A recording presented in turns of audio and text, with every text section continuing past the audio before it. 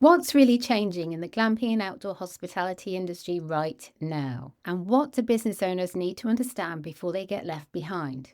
In this episode, I'm joined by Nathan Mayfield, president of ResNexus, a company with a unique vantage point across the industry. Because when you work with so many hospitality businesses at once, you start to see the bigger picture, the patterns, the shifts, the guest behaviors, the operational pressure points, and the technology trends that are quietly reshaping the future. And this conversation goes far beyond software. We talk about AI, automation, direct bookings, changing in guest expectations, the rising cost of tech stacks, social media as a search engine, and why the businesses that will thrive in the future may not be the ones using the most technology, but the ones using it most wisely. If you've been wondering what's coming next for glamping campgrounds and unique stays, and how to stay competitive without losing the human side of hospitality, this episode is packed with insights. Let's get into it. Welcome to the Glamping Americas podcast, the place for inspiration about the business of upscale camping, glamping, and luxury outdoor guest accommodations. I'm Sarah Riley from the Glamping Academy, and I'm working with my friends at the Glamping Show Americas to share everything you need to know about new trends, events, business models, and investment potential in the rapidly growing world of luxury camping that delivers an experience. Interest in this industry is exploding, so if you want to be the first to find out what's hot and what's not, subscribe here and check out the show notes for more exciting news and links. And be sure to add the next Glamping Show Americas to your calendar for the 29th and 30th of September 2026 near Denver, Colorado. See you there.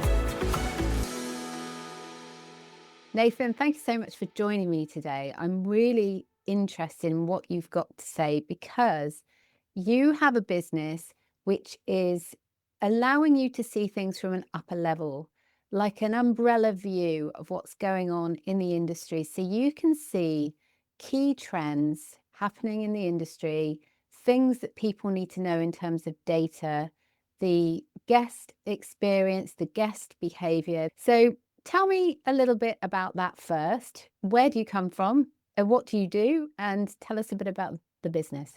Thanks for having me, Sarah. I really appreciate the opportunity to be here. So, I'm Nathan Mayfield, president of ResNexus. I've worked with ResNexus for 12 years, and I love learning about our clients and serving them and helping them to grow.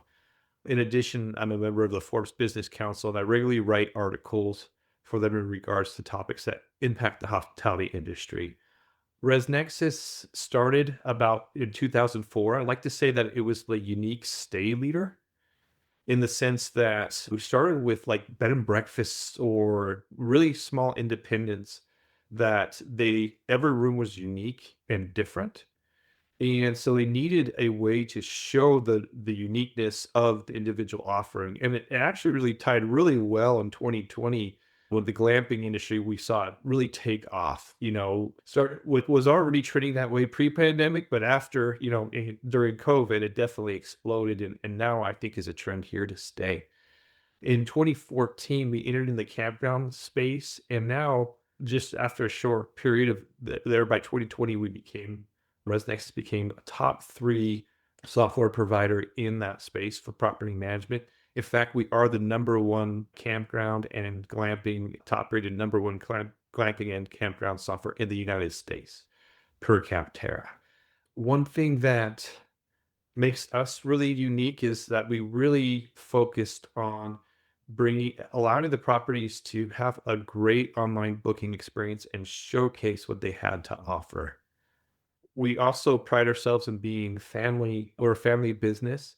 I work with our CEO and founder, James Mayfield. And then I also work with my other brother, David Mayfield, who's vice president of product development. And then I myself am the president of ResNexus. We recently had a great experience where we were featured on Fox Business as a software. And so if you have a chance to check that out, then that's a really good opportunity to see what we're doing. Our driving philosophy is that our motto is learn, serve, grow. And what we talk about is our primary mission is to learn about each individual client, serve their individual needs without expecting something in return, and help their business to grow first. And we call it actually learn, serve, grow squared, because if we put our clients or the properties that we serve needs first, then we grow as a result. And I think that's always been kind of a secret to our success. We are an all-in-one property management software. Everyone will tell you that. There's everyone in the industry that all say, hey, we're all in one. ResNexus has a slightly different philosophy, though, when it comes to all in one.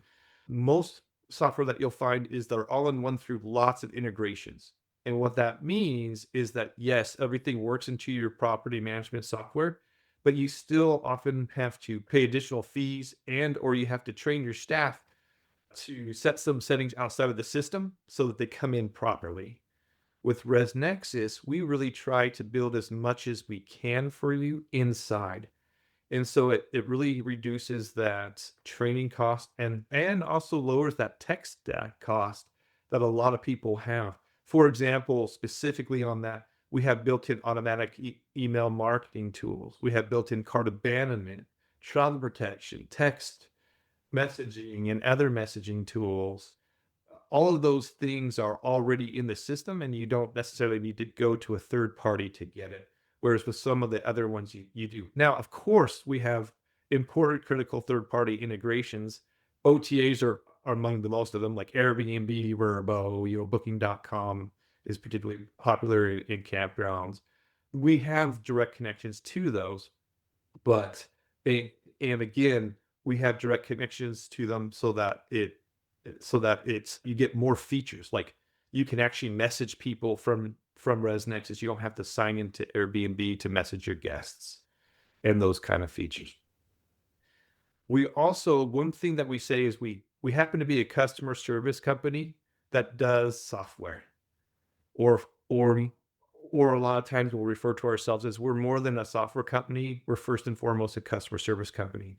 And that's reflected if you look at our reviews, particularly if you even go and Google ResNexus. I can't believe it. My team said it the other day. They're like, we're at 5 stars. I'm like, I can't kind of know what 5 stars. I'm like 4.9. It's too good to be true, right? And we're not perfect, but we really, I think, reflected in our reviews and what you'll see in it is our customer service. And in fact, what makes us unique is we do assign two distinct account representatives to your account. And one of the other things that we do at ResNexus is we find that people, as you start your business, they kind of go through this life cycle.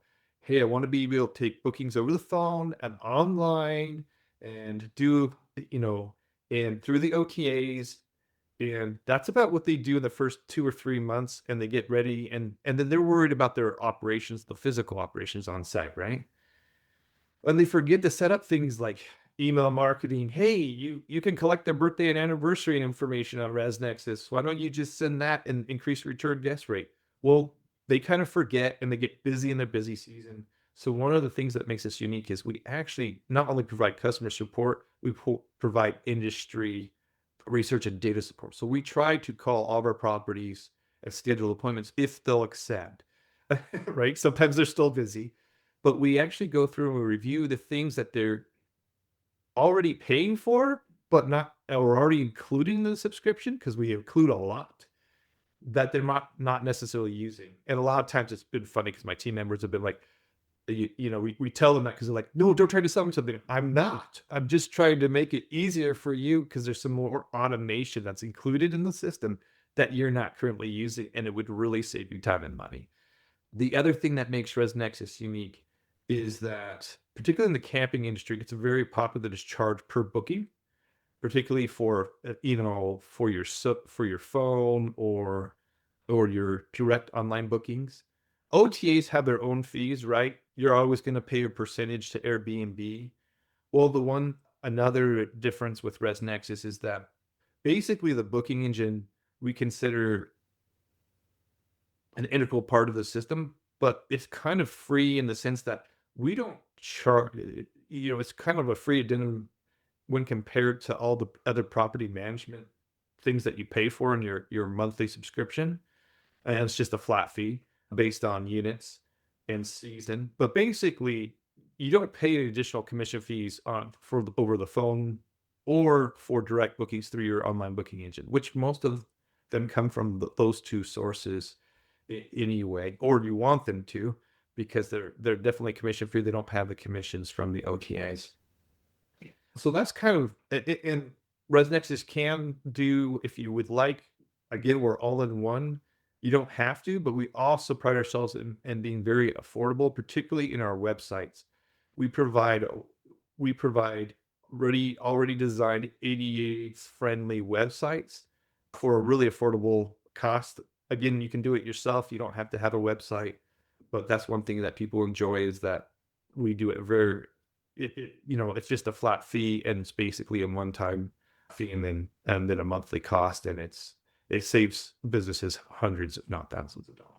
One of the things that I see building as a future problem, in fact, probably many people already have this problem, is the tech stack costs that you mentioned there.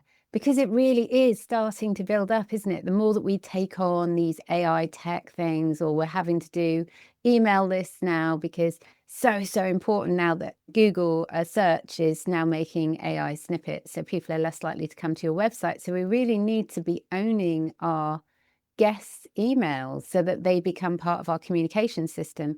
But then you're talking about having to pay a huge amounts of money, depending on how many emails you've got on your list, for a tech stack around emails. I mean, that you said you offer, that is significant to a business that is looking to grow and is looking to keep control of its future bookings.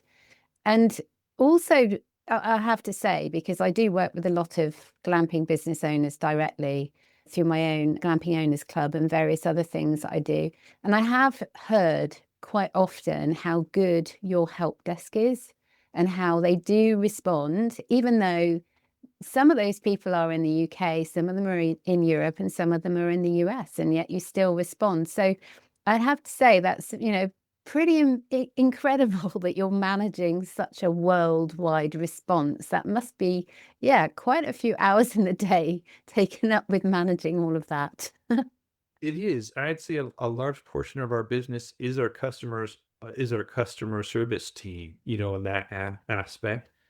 And one thing that we made a conscious decision on is to not go to AI automation to enter that phone. And one thing that our clients can't believe, they're like, wait, someone answers the phone? I'm like, yes, you can.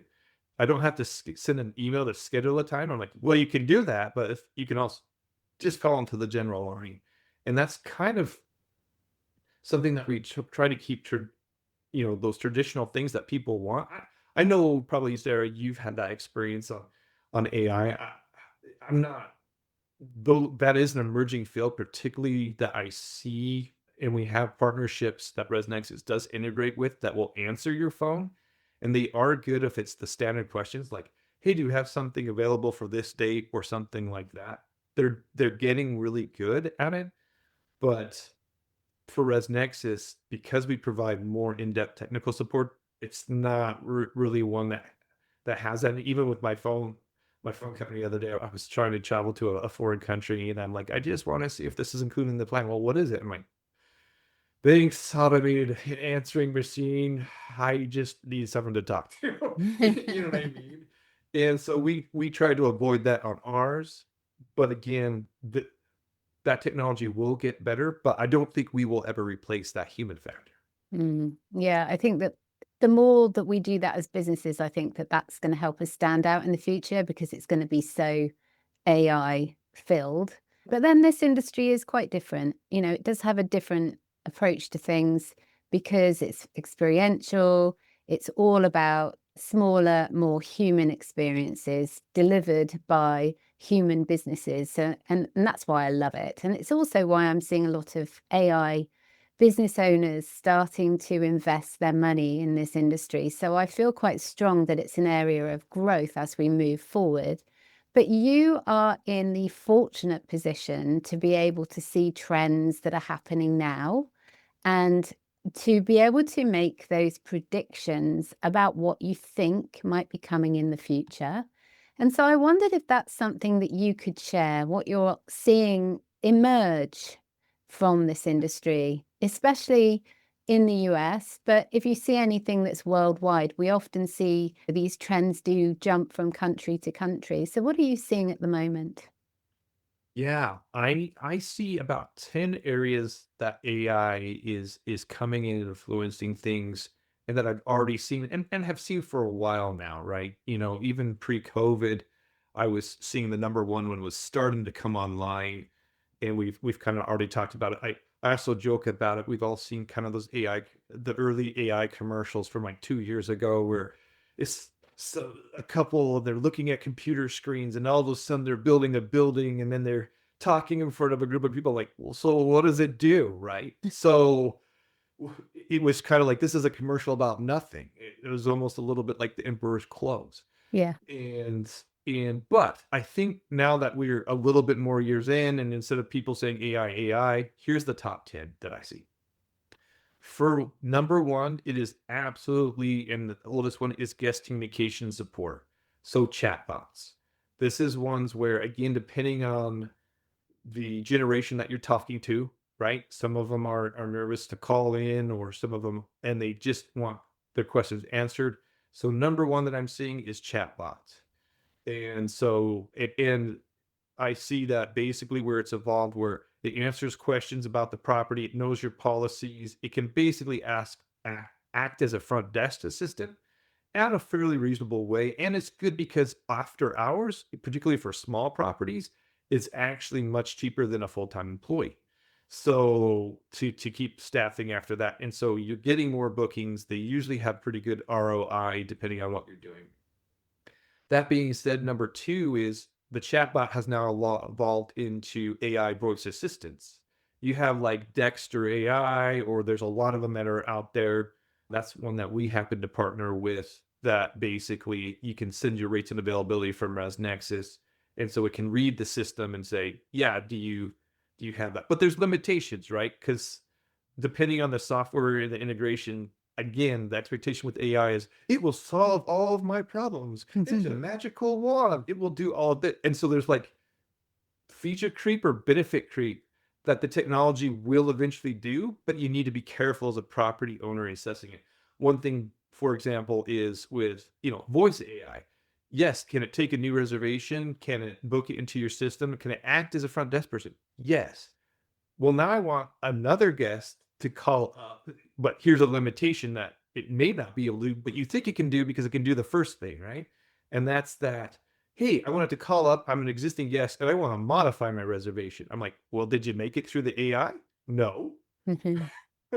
Does that make sense? So it's like, so it doesn't know what to reference because the Mm. property management software and the AI don't have that capability yet, because now it needs to see historical data or data in the system that maybe it's not authorized to see yet.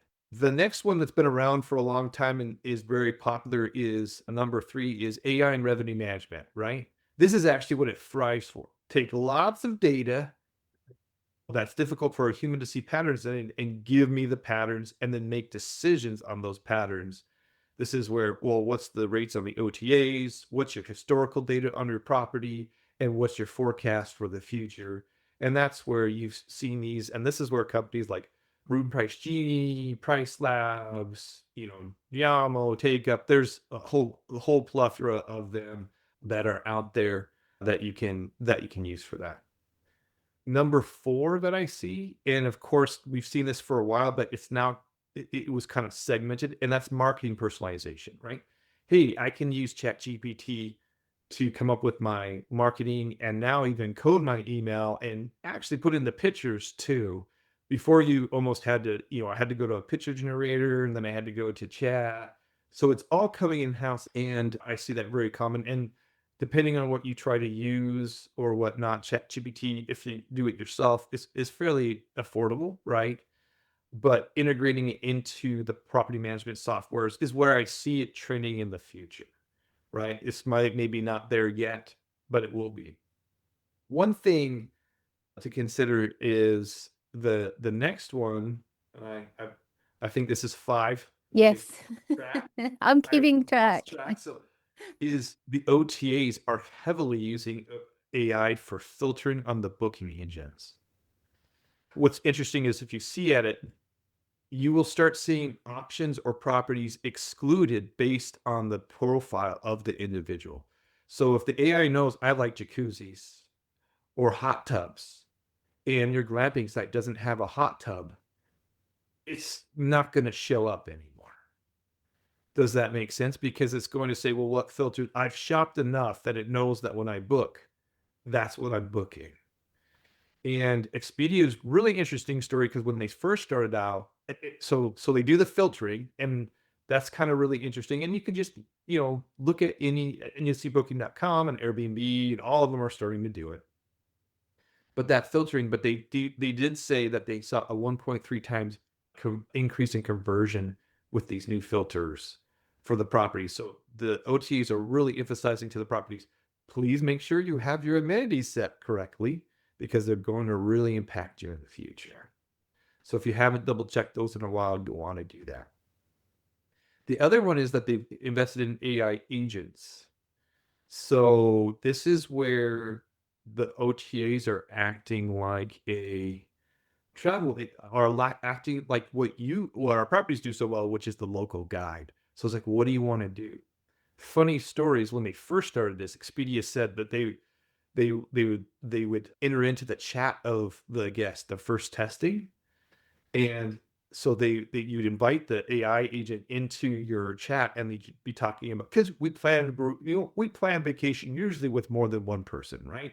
Family get-togethers and everything. So they put it in there, and then it would be like, yeah, we want to go to the beach, and it would just basically spy you or listen to you, and then it would say, great, based on everything that you talked about, here's your vacation, and people found that was way too creepy. Does that make sense? Yeah, it We're does too make creepy sense. factor, right? It's like, whoa, thank you, mother. Yeah. I mean, thank you. And so the feedback to Expedia was, we want an advisor, or we want like options, but we won't want you to make the decision for us. And that's where that pendulum on AI is really important to Mm, understand. Is I think sometimes we were like, well, I as a property owner want to get rid of this pain point and never have to deal with it again. AI is my magical wand, and mm, really it should be, does it enhance, but not go into creepy factor where I can never interface with a human, because that's the frustration I have anytime I interact with AI. I'm like, great, I understand, I appreciate your effort. You can't answer my question. You know what I mean? Or now I really want to talk to somebody about this. Does that mm. make sense? Mm. And for me as well, because of the way the brain works for the human, it's all about the enjoyment of the holiday starts when you start thinking about what you're going to book. You haven't even booked it yet. You're planning, you're even thinking about what you're going to wear, whether you want that hot tub or not, or whether you want a villa or whatever, where you're going to stay. That's all part of the enjoyment process. If AI takes all of that away, then that's taking away some of what you will enjoy. So that's the way I see it anyway. And you're exactly right. And what they've now figured out, and they've seen again 1.3 to 2 times conversion, is now they say, tell us what you want to do. And now it gives you 3 or 4, it gives you lots of suggestion, even more than that. But it will say, here's what you're thinking about. Well, I was thinking about like a getaway, in a remote area, maybe near a beach. And now it will start putting the different options up. Well, here's a hotel. Here's the glamping thing. Here's this. But this would fulfill it. What do you want to do? Mm. And then it will do the same thing with flights. So an interesting side note is in 2025, Expedia released an interesting side note is, yes, they've come out with all this AI stuff to help convert it, and it's working. But in 2022, peak of the pandemic, friends and family were the main motivation and source of travel inspiration. So the reason why they wanted to do it was to go do that, right? And then it was the OTAs, and then it was social media. Well, as of last year, it flipped. Social media is the main travel inspiration. And then it's families and friends, and then it's OTAs going to it. Um, So you have to understand that now it's interesting because now instead of being position 2 for travel inspiration, right? I talked to my family, I want to travel. Well, I went here, I went that. Oh, let's do that. Then to the OTAs is the source. Now social media is winning out. And so you do see a change. And again, probably some AI tools that you can use in the future that maybe tells your story on social media and automate some of that. But it's really interesting that it's social media now that people are going to for travel inspiration. Yeah, So I would agree that what I'm starting to hear from owners and also from guests is they're using social media like a search engine. So they're not going to Google anymore or not as often. They're not going to chat or to all the other AI tools. They're actually going to social media and they're searching for glamping in, and then they put the location. Or they are following an influencer who has talked about and shown images of being at that place, and that's got them inspired to visit it as well. So there's so many different ways of getting engaged with that on social media, but it can also be a bit of a minefield because there are so many social media influencers who claim to have this power, and actually what they've done is they've just increased their followers with AI. right. And so you end up in the lion's den a little bit. You think you're doing the right thing and it ends up that you're not doing the right thing. And so I mean, there's definitely ways to work with influencers and things like that on social media. So it can seem quite overwhelming, I suppose, is what I'm saying. And sometimes actually all you need to do is, as you said, is share your story on social media and be present on social media for those terms that people might use to search for something that you offer in your local area. And that will really help. It's definitely a step one. That, and you can enlist your guests in helping by basically encouraging making locations that are picture worthy or experience worthy. I know of like a campground that they dress up as Bigfoot during the summer. And I mean, people just take pictures all the time. And so that's social media. They're generating that for free. And then the important thing with AI is I think also what part of that shift is AI is reading social media to and reading social media to give you the top areas, which brings me to kind of, I think if we're counting six, which is reviews. So AI is definitely looking at your reviews, and another use of AI that I see is basically a good one that I recommend to properties is put in your reviews, have it check out the reviews for your properties and look for trends. What's the common good things that people are commenting on? What's the common bad things? And how do you adjust operations accordingly? Because Mm. they might be commenting on something that you're like, I didn't realize they love the espresso machines so much, you know what I mean? But they do, and that's really important. I thought it was important, but it's really important, you know what I mean? Something like that. Mm. Can I Um, remember the days when we used to do that on a spreadsheet? You would put all of the positive comments and all the positive words and then all the negative, and then you would see the patterns that way. I mean, yeah, to be able to do that using AI, what a fantastic thing. yeah, and that's what I'm seeing. People are using ChatGPT all the time for that, and that's working. So 7, stuff that you never see, but I have seen is fraud detection and payment security. So you're starting to see AI a lot in behind the scenes thing on, particularly in Europe, where it detects the behavior of the card user and rates them and gives them a score on how risky this person is if it's fraud. Mm, And with AI, I think it's because it's AI battling AI because you'll see AI bots that will try to use, you know, they'll use your software, or they'll use your business to try to check credit card numbers. I mean, we've put in protections over the years from that all the time where people would try to, they're not necessarily trying to make a booking, but they're using the booking engine as that card's good. It went through, the deposit went. mm, So you're going to see a lot of fraud detection and payment security, and we've done stuff with different partners that we have. We've done implemented some of those things, or are implementing some of those things. mm. And then 8, again, we're all familiar with this, and this is the stuff with AI image generation. One thing that's really cool that you might not be aware of is you can take a photo. Like, this is the craziest thing I've seen. You can take a photo and say, make it a video. Yeah. and it will do it like it's a 3D space. So, it's been popular in campgrounds that have like, kind of the map that you can book for and see sites or walk through inside of a glamping dome or tent, right? Or other unit or cabin. Well, AI can do that with that image generation. So I see that's very popular. And then 9, so now we're getting down to the you know cool, but maybe not mainstream yet, is voice and in-room assistance. This is particularly for the hotel industry. This is what your Hiltons and your Marriotts are trying to do, where it's like you have Alexa or some other voice control device, maybe even Siri on your phone. I don't know, but Alexa, and so you can say, "Hey, turn on the TV, give me a wake up call."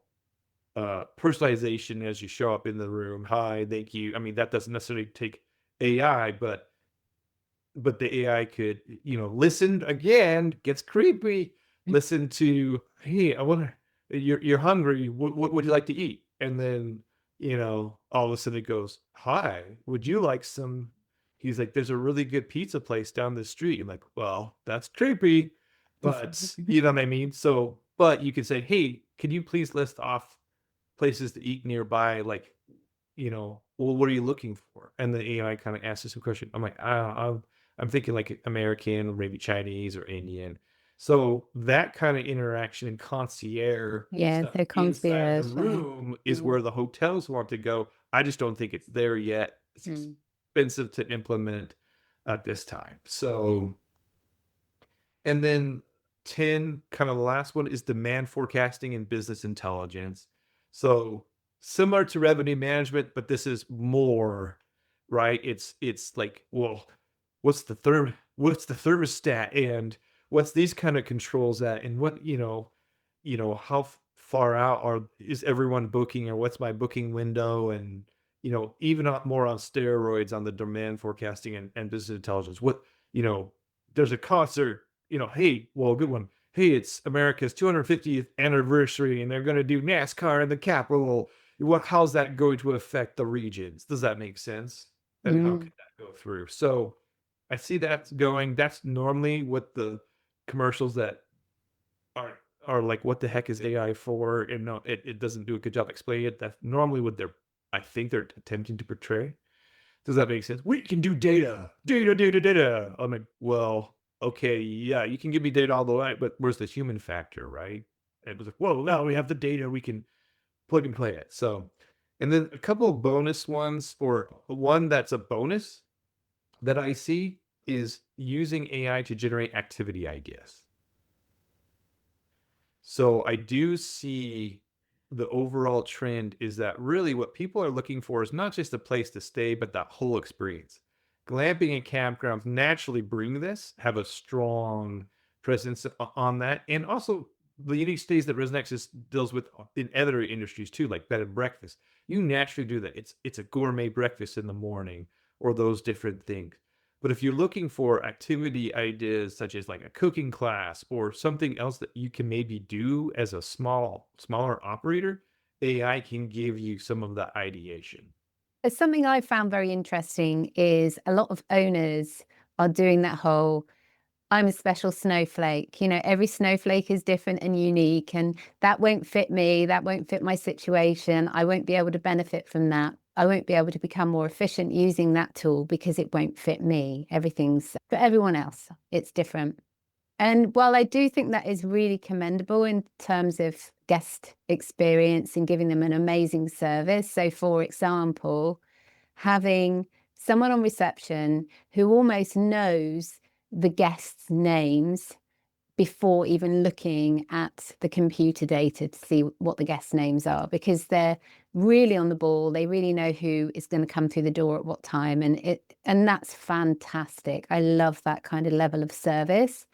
But there's definitely things that could be going on in the background that person who gives such a wonderful front-facing delivery of service, that maybe some of those things could be taken off of their plate and they could be made more efficient in those other areas, that means that on one day they weren't particularly happy when the guests were coming in the door because they had all these other pressures going on. So using tools in an efficient way to be able to take pressures off of those staff that are offering fantastic services to the guests to help them do their job better on the more human side, while the AI takes some of the work away on the less human side. I think that that's a really important thing to do. And also, if anyone's thinking about taking on more tools and looking at things that others are doing and following trends, is always to think about, how does this apply to my business? Does it apply? Does it not apply? But number one, should they allow it to happen? And if they do, to always make sure that they are the director. They remain the director. They don't just make the AI take the whole job on, do the whole thing without any checks.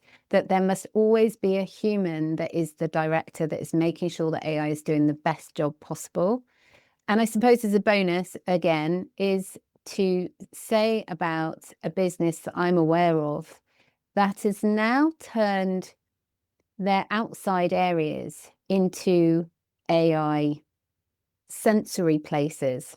So basically, when a guest comes and stays at their hospitality business, they might be sitting near a fire pit, there might be something going on, and they might say, "Oh, wouldn't it be lovely if we had a bottle of champagne, or wouldn't it be lovely if we had a bottle of beer," or whatever their drink is, that they actually can sit there and just ask, even though it doesn't look like there's any facilities, any wires, nothing.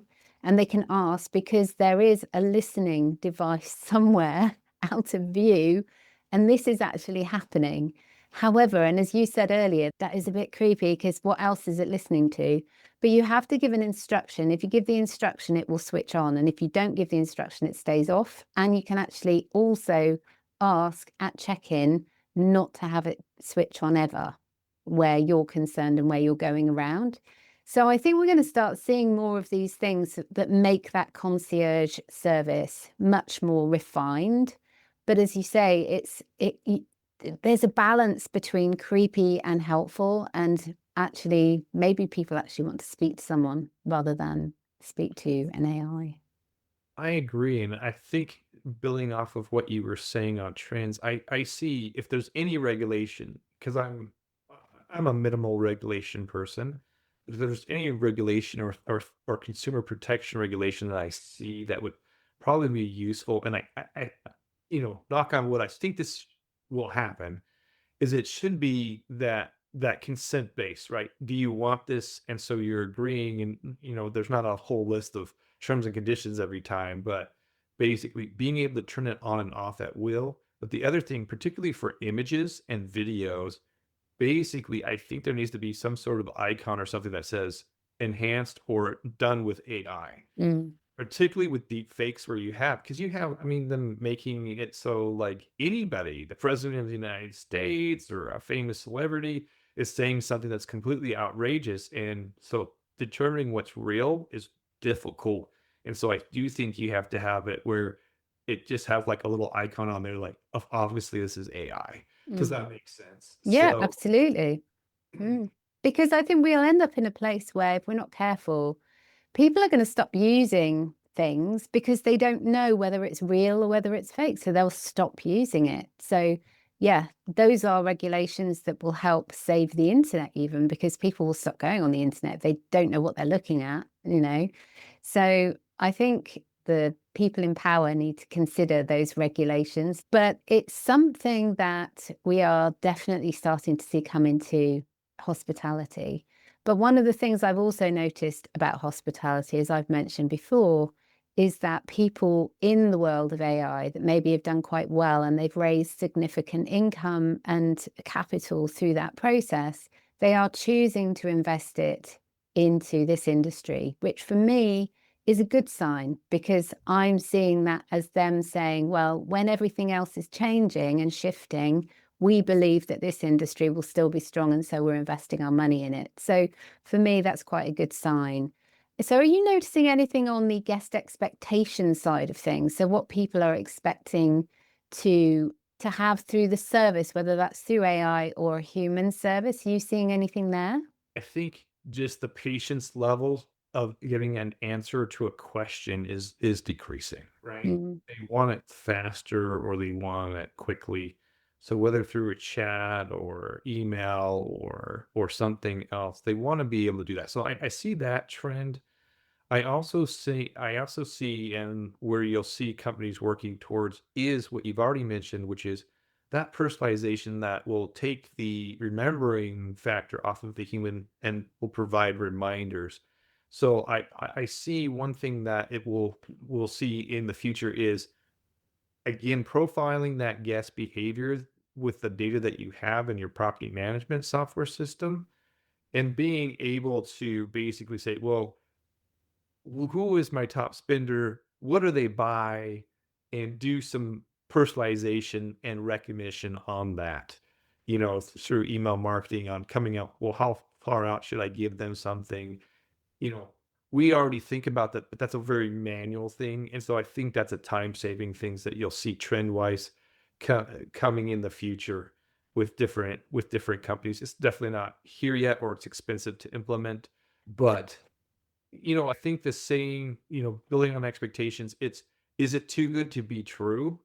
So you really want to come off authentic and you really want to make sure that you're found. I also see one other trend is that with AI now in search, removing the search, I see it problematically that basically, right now we don't trust it or we'll do our own research after. But I see the trend where we'll eventually trust it, and so now your options Google used to give you a lot, and now your options of AI are now maybe to your top 3. The important thing is to continue to do the long tail principles because AI only uses the information that's around it, which is long tail stuff, which is provide guides on your website, on your social media, provide the social proof because when it's looking for that kind of traffic. But I do see a trend going is you might drop off because quite frankly, I think the OTAs are just building directly to OpenAI and these other ones and saying, well, oh, you need data and you need lots of it. That's what we provide because we have all these accommodations. So mm, OpenAI is going probably be like, yeah, that's easy. mm, mm, So you can still compete and you can still do it, but you do want to make sure that you're providing really good information. And the more people, and I think you do compete by social media showing that relevance because I think you'll have AI saying this is really popular. Lots of people are coming on, living on it at this time. So in this local area, this is a thing to do. think it's a fascinating time, isn't it, to be alive and in hospitality because everything is changing so significantly. But I do believe that we are standing strong in this industry, especially in experiential industries. At the end of the day, it's still people connecting with people. And, there's robots, but they're not gonna be able to do it. Then maybe you'll do a niche place where it's Elon Musk's robots greeting you. But in general, people won't want that. That's the novelty. We Mm, still want at some point, we wanna talk to a human because our technology, in my opinion, has had this great capacity to connect us, but in doing so, it's made us more lonely than ever mm, because we don't have that face-to-face interaction, and I think the travel and hospitality industry is still about that, mm, spice of life, getting out of making an adventure and getting that face-to-face interaction with nature or people or a location, right? mm, I'm getting away from the screen to do it in real life. So mm. I do think you won't ever remove the human factor, and I think it's a mistake to do so. Couldn't agree more. I think that's fantastic and a great way to end this conversation. I think it's been an absolute pleasure to chat with you. So, how would people, if they wanted to reach out to you directly or if they wanted to find out a little bit more about ResNexus and what you do, what should they do? If you wanted to find out more about ResNexus, you just go to resnexus.com. There's a contact form and also have lots of information about our software and the services. You could also, if you want to shoot an email, you can always shoot an email to sales@resnexus.com. But most people just go to the website, fill out a form to learn more about our software. if you want to reach out to me directly, then I'm just found on LinkedIn. I'm Nathan Mayfield. You can just search me up and connect that way. And but look, and then anything. Yeah, the website's the easiest way to contact anything more about ResNexus. But hopefully we can help your business. That's what we pride ourselves in doing. Again, we provide really top tier customer service, regardless of your size. A lot of times people get intimidated by how professional our website looks and how awesome it is. But really, we love to serve mid-sized to smaller size properties. We can serve properties of any size, but we love to help individual owner operators. That's kind of our DNA and our background. Well, it's been an absolute pleasure chatting with you today, Nathan, and I really look forward to seeing you at the show in September. Yeah, can't wait to see you at the Glamping Show USA. It's a great event. Wonderful. See you soon. See ya. Bye. Thanks, Sarah. Bye.